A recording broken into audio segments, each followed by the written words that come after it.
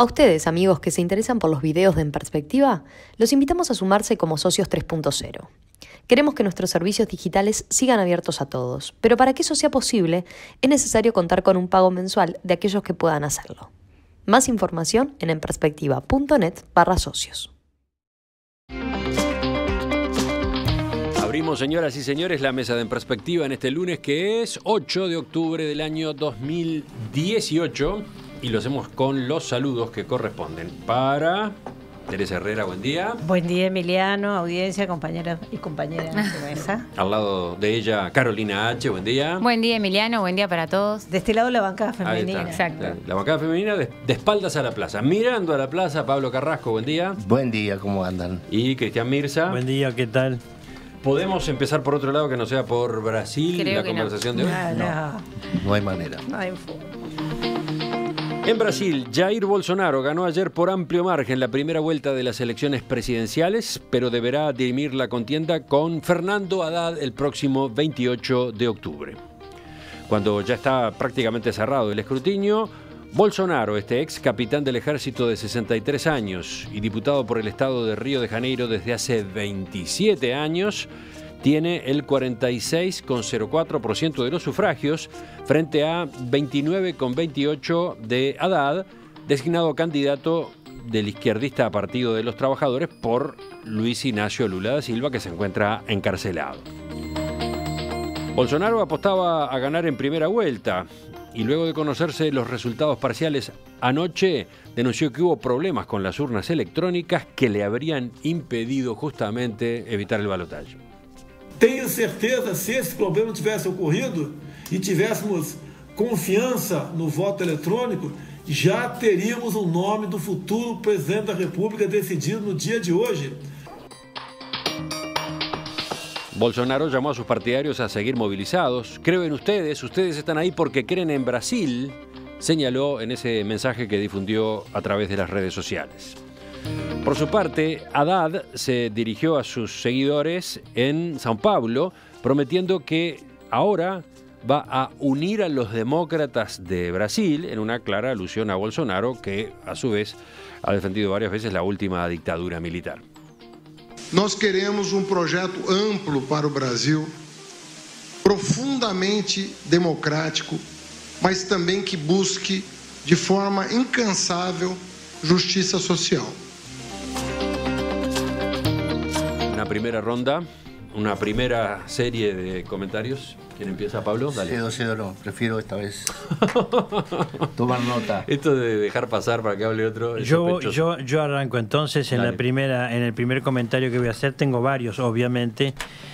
Pero el primero, ¿qué pasó? ¿Cuál fue la causa? Bueno, yo quiero recordarles a los oyentes y a ustedes, por si no lo tienen presente, El huevo de la serpiente, la película del año 77 de Ingmar Bergman, con producción de Dino De Laurentiis, en donde hace una pintura, un retrato excelente de época, de la década de los 20, de los 30 en Alemania, en donde está ahí el surgimiento del nazismo, del surgimiento de Hitler desde un intento de golpe de Estado, luego el vuelco a participar en las elecciones y por lo tanto aceptar las reglas de juego democráticas, y luego todo lo que vino después, como ya es historia conocida.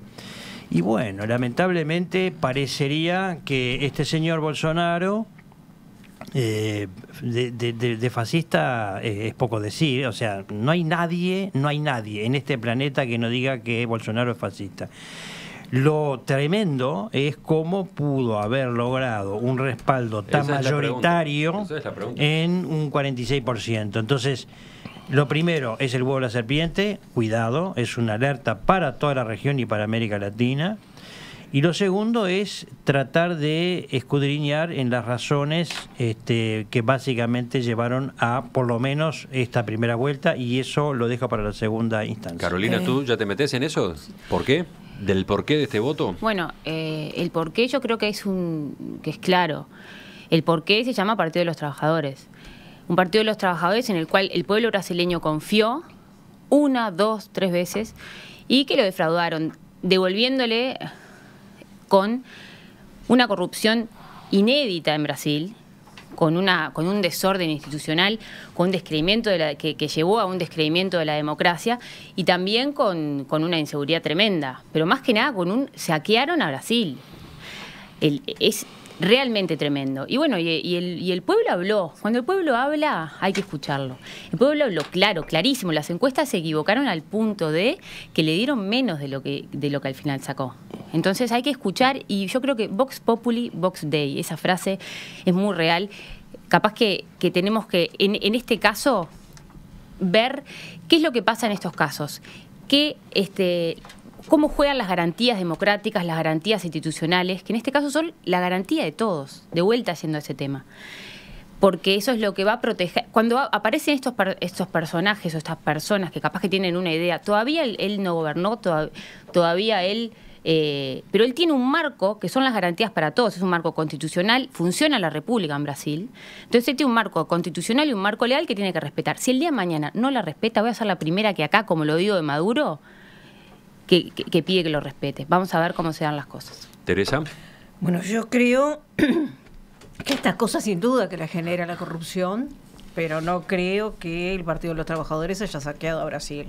Yo creo que el Partido de los Trabajadores, sobre todo en sus primeros gobiernos, no solo no saqueó Brasil, sino que generó en el país más desigual de América Latina, realmente importantes cambios desde el punto de vista de la participación de grandes sectores sociales en la economía. Yo me acuerdo cuando Lula subió la primera vez, decía, yo no voy a hacer la revolución, yo lo que quiero hacer es generar consumidores, gente que pueda consumir. Entonces, y eso en sus primeras etapas lo logró. Yo creo que la corrupción de Brasil lamentablemente no es de ahora, es endémica. Y en todo caso lo que creo sí es que el Partido de los Trabajadores no logró no solo no superar esto, sino que se fue cómplice de lo que es me sale Lavallato, pero no es el Lavallato, sino que es el otro, el de comprar los votos del mensalao. Del mensalao, gracias.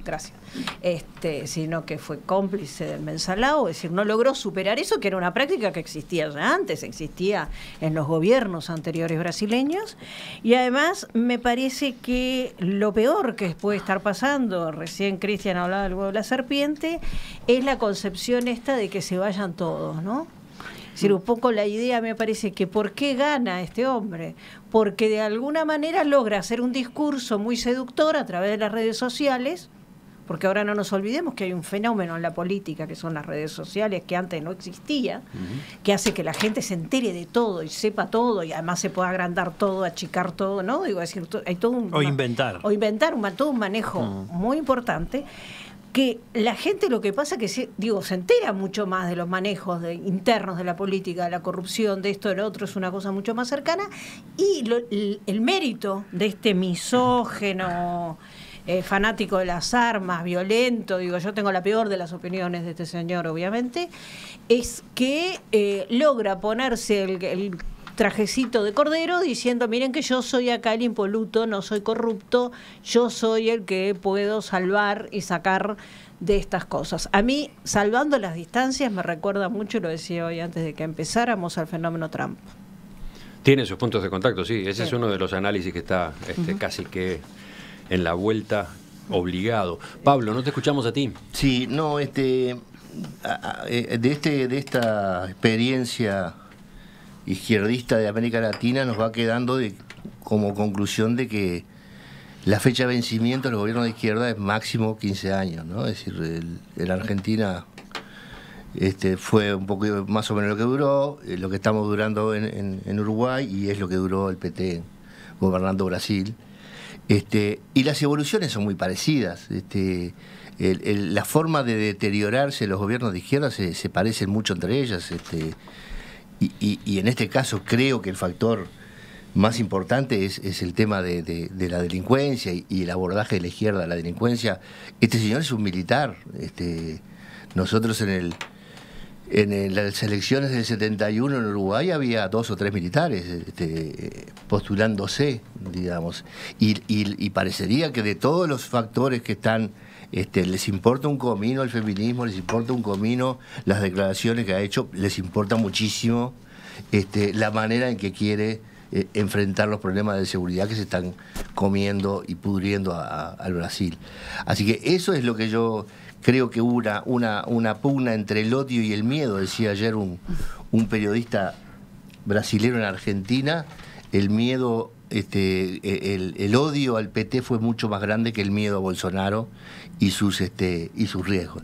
Y entonces me parece que hay que leerlo en esa clave. Después, otro tema, y lo dejo para la segunda intervención, es que me pareció complicado, es la reacción de los uruguayos respecto a esta. Ahora en todo caso vamos a eso. Pero a propósito de qué fue lo que la gente votó, se mencionó acá ya más de una vez el castigo al PT o a los gobiernos encabezados por el PT, que no fueron solo del PT, ¿no? Había otros aliados. Yo anotaría ahí que, curiosamente, si vamos a la expresión electoral de ayer, el PT, que ahora se presentó solo, o con el Partido Comunista, quizás no termina votando tan mal, ¿no? Porque recoge 29% de los votos, el PT como tal, ¿no? Pero sí, está claro que es golpeado por el pronunciamiento de la población. Ahora, también son golpeados otros partidos, ¿no? Sí, claro. Son golpeados otros partidos que también están involucrados en toda la serie de denuncias de corrupción de los últimos tiempos, o en el gobierno Temer. Da la impresión de que el gobierno Temer no recogió mucha simpatía, ¿no? En el espectro de votación del día de ayer, no. El gobierno Temer es de temer. Pero ahí, por ejemplo, tú decís, Ciro Gómez es el tercero, ¿no? El tercero fue Ciro Gómez, del PDT, del Partido Democrático Ciro Gómez, Trabalhista. que prometía por lo menos 12 o 13 puntos, terminó con 5, y creo que tuvo mucho... No. Ciro Gómez tuvo 12 con 47%. Geraldo Alckmin, del PSDB, el partido de Fernando Enrique Cardoso, ese quedó en menos de 5. Exacto, y todos ellos pidieron cierta bendición de Lula también, es decir, que también creo que fueron castigados por la misma razón por la que el PT fue castigado. Yo quiero discrepar en una cosa, ¿no? Yo voy a discrepar en varias. Con Cristian, pobre Cristian. No. Le toca a Cristian. Pero no, ojo, Gerardo Alckmin no tuvo nada que ver con Lula, ¿no? No, al revés. Por favor, al revés. No, yo quiero discrepar en una cosa. Yo creo que muchos de estos, cuando dijo Pablo gobiernos de izquierda, no, gobiernos populistas, digo, que no es lo mismo. Perdónenme, pero yo insisto, ya lo hemos hablado varias veces en esta mesa, el gobierno de los Kirchner no fue un gobierno de izquierda, fue un gobierno que se disfrazó de izquierda, que no es lo mismo. Digo, que como hace siempre el peronismo, ¿no? Que se disfraza de cosas que cuando le conviene y acomoda el cuerpo como quiere.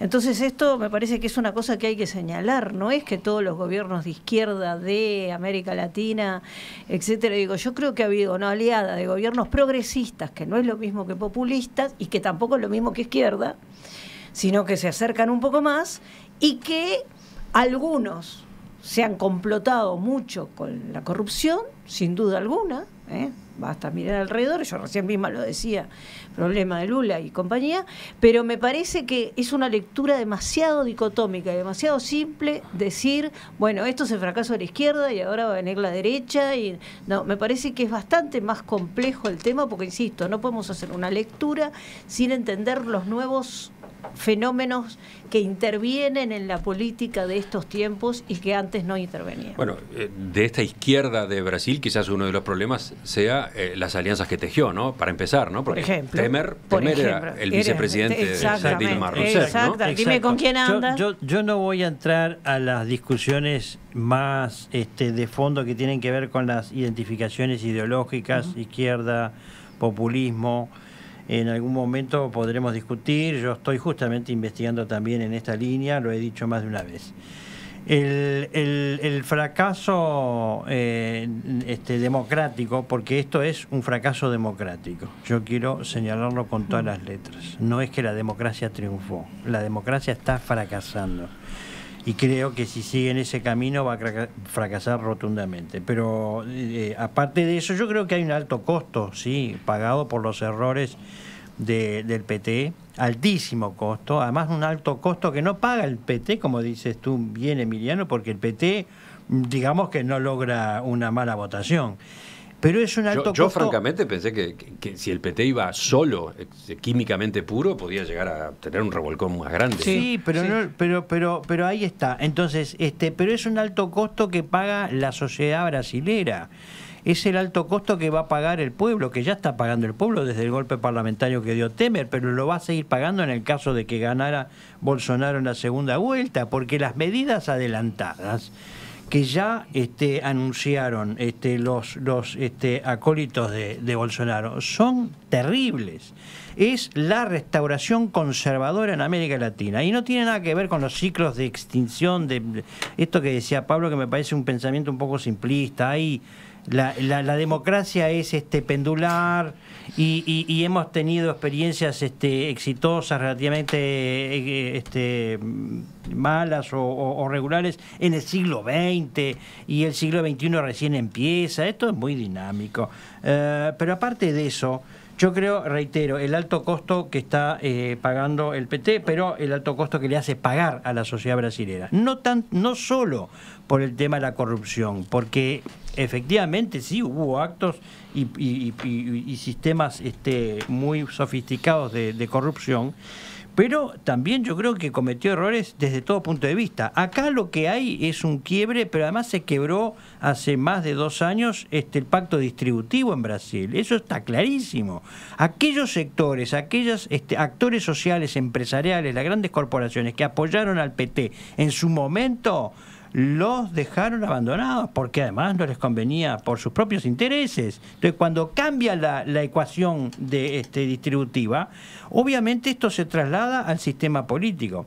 Y acá, además hay una suerte de descrédito de todo el sistema político, como decía Teresa, y esto sí me parece peligroso, porque es decir, la política y la democracia no es el camino. Tenemos el camino de mesiánico, de los salvadores, del pensamiento mágico, del pensamiento realmente ultraconservador y reaccionario.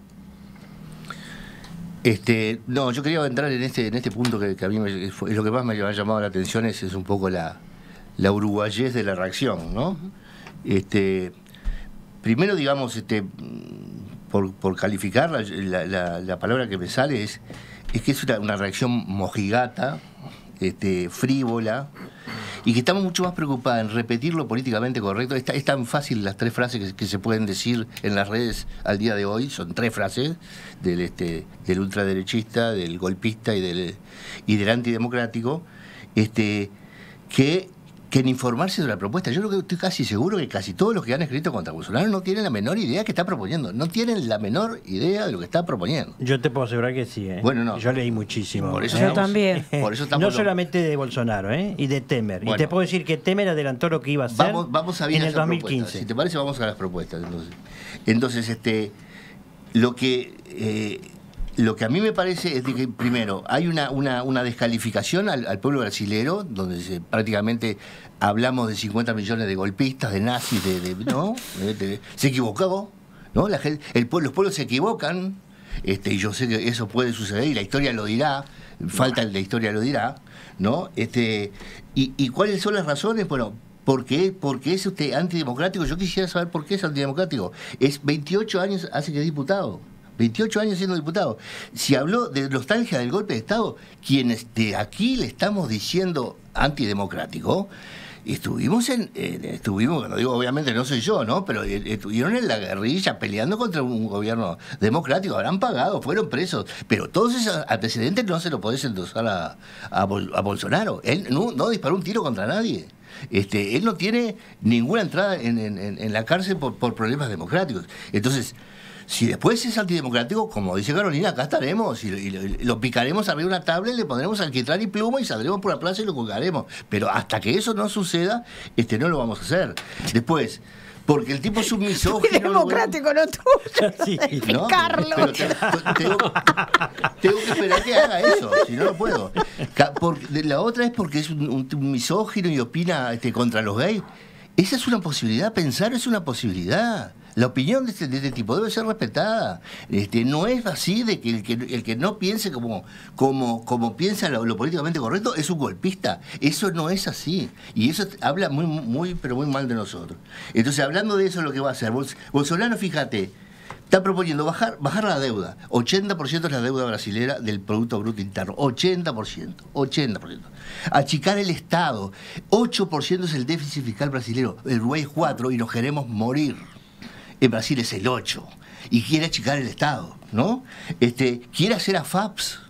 ¿Ya? Esa palabra tan horrible para alguna gente, pero para mí tan correcta. Quiere privatizar. Quiere proteger a la policía, porque la policía es la que va presa. Todas las cosas. Terminar con la evasión fiscal, flexibilización laboral, lo que todos estamos pidiendo. Lo de las armas, bueno, yo soy de los que he dicho que estoy de acuerdo, así que nadie tiene por qué acompañarme, pero en mi caso no tengo ninguna. Y es un liberal. Y si Brasil... Es un liberal ahora. Por lo menos ha tenido otras posiciones en el pasado, ¿no? Según él, y por lo cual es criticado, su asesor, al cual él le cree 100%, que es Paulo Neves, es un liberal completo. Estamos hablando de liberal en materia económica, ¿no? Económica, sí, materia económica. Pero antes Bolsonaro tenía otras posturas. Obviamente, pero ahora eligió, no sé, por supuesto que todos podemos mentir, pero hasta que no mentís sos inocente. Entonces, si Brasil, que ha sido el país más proteccionista de toda la América durante tantos años, llegara a convertirse en liberal por este señor, en Uruguay hay que hacer un monumento, porque en Uruguay pasa la A. Porque tiene el mejor país del mundo al lado, pero proteccionista, siempre encerrado. Y hoy no está hablando de Mercosur, venga maravilla. Entonces, todo lo contrario a ese, dice Haddad. A mí me parece que hay que mirarlo a todo esto de una manera mucho más objetiva y menos sentimental de lo que estamos haciendo. ¿Los demás cómo responden? No, digo, estoy convencido, ya ahora me termino de convencer de que él, si hubiera sido brasilero, votaba por Bolsonaro. No tengas ninguna duda. ¿No? Él y 40 y casi 50, casi la mitad del Brasil. Pero, en esa soledad que votaría Brasil de 50 millones más. Sí, yo no hubiera votado jamás a Bolsonaro. No, yo tampoco. Jamás. Y es respetable que él lo vote y es respetable que tú no lo votes. Sí, claro. Pero a ver, la justificación del voto es increíble, ¿no? A mí hay algunas cosas que, digo, no me cierran y no me van a seguir cerrando, y por eso jamás le hubiera votado a Bolsonaro, ¿no? Primero, no creo que la violencia se combata con más violencia. Nunca lo he creído ni nunca lo voy a creer. Y este señor está firmemente convencido de que es así. El problema de Brasil y el problema de la violencia en Brasil y del narco tiene que ver con esto que estamos hablando también de la corrupción, ¿no? Es decir, las bandas de narcotraficantes no entran a los países alegremente, entran porque se permite que se entre. Y hay complicidades de mucho poder que son las que lo permiten, y hay además un país con unas diferencias sociales, a pesar del avance que fue la época de Lula, impresionantes. Insisto, es el país más desigual de América Latina y uno de los países más desiguales del mundo. Y eso no nos tenemos que olvidar. El 3% de la población brasileña tiene el 70% del ingreso al país. Eso es, su índice Gini es pavoroso. ¿Tá? Y eso, las políticas liberales actuales de Temer, todo lo que ha significado los cambios dentro del empleo, la liberalización de las políticas de empleo y todo lo demás, lo único que han hecho es profundizar esa brecha y esa desigualdad. Ese 8% no viene heredado del gobierno de Lula, se profundizó ahora. Entonces me parece que hay cosas que también tenemos que poner en su lugar, ¿tá? Y por otro lado, el tema también de qué significa una economía proteccionista brasileña. Sí, claro que Brasil tiene toda una historia de economía proteccionista. Yo no tengo ninguna duda que para Uruguay que Brasil abriera la frontera puede llegar a ser fantástico. Pero tampoco sé si es bueno para los brasileños. Y yo creo que los brasileños tienen que votar en función de los intereses de los propios brasileños, lo cual no significa despreciar este 50%. Yo al principio dije, hay responsabilidades muy grandes y ese criterio de que se vayan todos hace que aparezcan los mesías. Sí, yo en la línea que hablaba Pablo de la reacción uruguaya, me quiero manifestar de la reacción del canciller Nil Noboa, que fue para mí totalmente desatinada.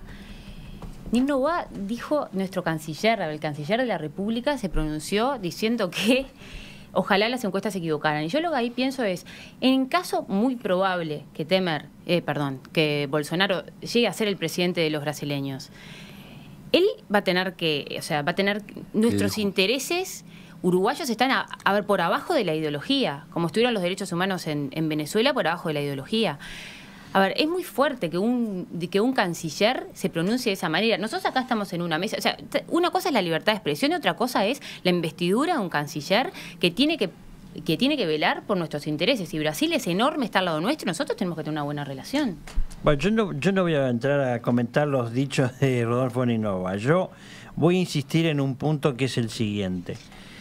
La reforma previsional en Argentina y la reforma laboral activada en Brasil hace poco tiempo atrás, lo que hace es traer de nuevo un paradigma que había parecido ser derrotado, entre comillas, lo digo, a fines de los 90, que es el paradigma neoliberal, y que irrumpe nuevamente con mucha fuerza a partir de una legitimidad política que yo no discuto, porque Macri logró sus votos y votó bien y ganó bien, pero lo que sí hay detrás es un proyecto absolutamente distinto, diferente, radicalmente diferente a las políticas implementadas en los primeros 15 años en América Latina, y es lo que viene pasando y se va a consolidar en Brasil.